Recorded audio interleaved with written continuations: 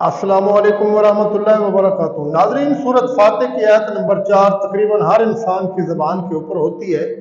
اعوذ باللہ من الشیطان الرجیم، بسم اللہ الرحمن الرحیم، ایاک نعبد و ایاک نستعین۔ بہت سارے لوگ اس آیت کو بہت سارے مواقع کے اوپر جو ہے نا وہ کوٹ بھی کرتے ہیں کہ ہم صرف اللہ کی عبادت کرنے والے ہیں اور اسی سے مدد مانگنے والے ہیں، لیکن اس کا کنسیپٹ جو ہے نا وہ کلیئر آج ایک شیعہ عالم دین نے کیا ہے۔ اتنی بہترین تفسیر جو شیعہ عالم دین نے کی ہے، میں نے کبھی اپنے اہل سنت والجماعت کے علماء سے بھی اس کی تفسیر اس انداز میں نہیں سنی جس خوبصورتی سے شیعہ عالم دین نے اس کی تفسیر کی ہے۔ اور پورا ایک توحید کا درس جو ہے نا وہ اس آیت کے اندر انہوں نے بیان کر دیا ہے۔ آپ سب سے پہلے یہ محمد حیدر نقوی صاحب ہیں، شیعہ عالم دین، ان کی یہ چھوٹی سی ویڈیو دیکھیں۔ ایاک نعبد و ایاک نستعین، ہم صرف تیری عبادت کرتے ہیں۔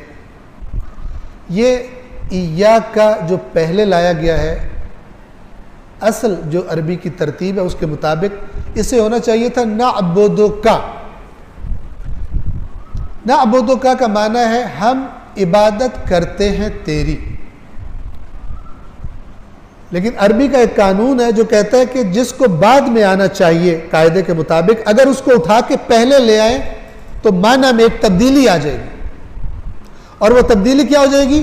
صرف کا معنی آ جائے گا، بس اور صرف کا معنی آ جائے گا۔ نعبدک کا ترجمہ کیا ہوتا؟ ہم تیری عبادت کرتے، ونستعینک، اور تجھ سے مدد طلب کرتے۔ لیکن جب یہ کا کو پہلے لے آیا گیا اور ہو گیا ایاک نعبد و ایاک نستعین، تو اب معنی میں صرف کا اضافہ ہو گیا۔ کیا بن گیا؟ ہم صرف تیری عبادت کرتے اور ہم صرف تجھی سے عون طلب کرتے۔ مدد یہاں پہ عربی کا لفظ کیا ہے؟ عون، جس سے نستعین ہے۔ ایک عربی کا لفظ ہے نصر، اذا جاء نصر اللہ والفتح، اس کا ترجمہ بھی ہم مدد کرتے ہیں، اور ایک ہے عون جس سے لفظ تعاون بھی ہے، تعاونوا علی البر والتقوی، یعنی ایک دوسرے کی مدد کرو، تعاون کرو یعنی مدد کرو، ہیلپ کرو۔ نستعین طلب عون، طلب مدد۔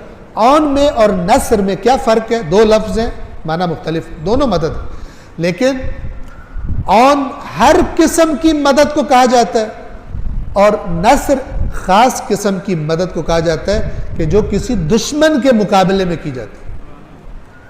لیکن عون ہر قسم کی مدد، تو یہ آیت کیا کہہ رہی ہے کہ ہم تیری عبادت کرتے ہیں اور ہم ہر کام میں بشمول اس عبادت کے تیرے محتاج ہیں۔ اگر تو نے توفیق دی تو ہم کر پائیں گے، اگر تو نے توفیق دی تو ہم نہیں کر پائیں گے۔ یہ عبادت بھی جو ہم کرتے ہیں اور صرف تیری کرتے ہیں، اس میں بھی تیرے محتاج ہیں۔ اگر تو اپنی دی ہوئی طاقت چھین لے تو ہمارے بدن کہاں قیام کر پائیں گے، کہاں رکوع کر پائیں گے، کہاں سجدہ کر پائیں گے؟ بس ہمارا معبود بھی صرف تو ہے، اور جس کے ہم محتاج ہیں وہ بھی صرف تو ہے۔ ایاک نعبد و ایاک نستعین، صرف تیری عبادت کرتے ہیں اور صرف تجھی سے مدد طلب کرتے ہیں، یعنی تیرے محتاج ہیں۔ جی ناظرین محترم، آپ نے حیدر علی نقوی صاحب کی جو ہے نا وہ بات کو سنا ہے، اور آپ کو بڑے اچھے طریقے سے سمجھ آ گئی ہوگی کہ ہمارے اہل سنت والجماعت کے اندر ایک مکتبہ فکر ایسا ہے کہ جو بالکل اس آیت کی سراسر خلاف ورزی کرتے ہوئے غیر اللہ کو مدد کے لیے پکارتے ہیں۔ کاش وہ شیعہ کے اوپر فتوے لگانے سے پہلے ان کی توحید کے بارے میں جان لیتے۔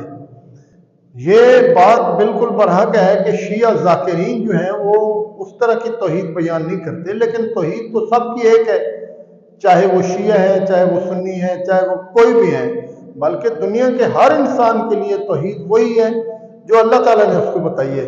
یہ الگ بات ہے کہ لوگ اس کے اوپر عمل کرتے ہیں یا نہیں کرتے، لیکن غیر اللہ سے مدد مانگنے والے ہمارے سنی بھائیوں کا ایک گروہ قرآن کی اس چھوٹی سی آیت کو نہیں سمجھتے اور غیر اللہ کو دن رات مدد کے لیے پکارتے ہیں۔ شیعہ عالم دین نے ان کی آنکھیں کھولنے کے لیے یہ چھوٹی سی جو ویڈیو بنائی ہے، میں کہتا ہوں کہ ان کو یہ ضرور بالضرور ان کی ویڈیو دیکھنی چاہیے پھر جو ان کے اوپر فتوے لگاتے ہیں نا کہ یہ تو ساری مدد حضرت علی رضی اللہ تعالیٰ عنہ سے مانگتے ہیں، تو یہ بات بالکل غلط ہے۔ یہ ایک غلط کنسپٹ ہمارے معاشرے میں پھیلایا گیا ہے کہ جو شیعہ ہے نا ان کی توحید میں کوئی خرابی ہے۔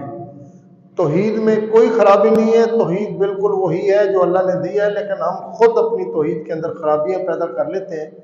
جس طرح شیعہ ذاکرین پھیلاتے ہیں، وہ ہر وقت حضرت علی سے مدد مانگنے کو ترجیح دیتے ہیں، جس طرح ہمارے سنی بھائی شیخ عبد القادر جیلانی رحمۃ اللہ علیہ سے مدد مانگنے کو ترجیح دیتے ہیں۔ وہ کہتے ہیں جی سارے ہمارے کام جو ہے نا وہ یہاں شیخ عبد القادر جیلانی رحمۃ اللہ علیہ کر دیتے ہیں، تو شیعہ ذاکرین فرماتے ہیں کہ ہمارے سارے کام حضرت علی کر دیتے ہیں۔ تو ایسا کنسپٹ نہیں ہے، علماء دین جو ہیں وہ حق بات بتاتے ہیں۔ ابھی آپ دیکھیں نا محمد حیدر نقوی صاحب نے کتنی زبردست انداز سے عربی گرامر کے اسلوب کو جانتے ہوئے لوگوں کو یہ بات بتانے کی کوشش کی ہے کہ آپ کی ساری عبادات صرف اللہ کے لیے ہونی چاہیے، دائیں بائیں کہیں بھی نہیں آپ نے جانا، صرف اور صرف اللہ سے مدد مانگنا ہے۔ اور انہوں نے بڑے اچھے انداز میں سمجھایا ہے۔ اللہ تعالی ہمیں اس آیت کے اوپر عمل کرنے کی توفیق عطا فرمائے۔ عمل کی بڑی کمی ہے ہمارے اندر، ہم پڑھ تو لیتے ہیں۔ میں نے ایسے لیڈران کو بھی دیکھا ہے کہ جن کی منہ کے اوپر ہر وقت ایاک نعبد و ایاک نستعین ہوتا تھا، لیکن ان کو مزاروں پہ سجدے کرتے بھی دیکھا گیا۔ اللہ تعالیٰ ایسے لوگوں کے حال کے اوپر رحم فرمائے۔ تو ہمیں چاہیے کہ ہم جو قرآن ہے اس کو صحیح طریقے سے سمجھیں اور پھر اس کے اوپر عمل بھی کریں، کیونکہ قرآن پاک کے جو 5 حق ہیں وہ تبھی پورے ہوتے ہیں جب آپ سمجھنے کے بعد اس کے اوپر عمل بھی کریں۔ اللہ تعالیٰ ہمارے حال پہ رحم فرمائے، اور حیدر نقوی صاحب کی جو اس طرح کی اچھی اور زبردست قسم کی ویڈیو ہوتے ہیں ان کے ذریعے سے ہمارے سنی بھائیوں کی ہدایت عطا فرمائے۔ السلام علیکم ورحمۃ اللہ وبرکاتہ۔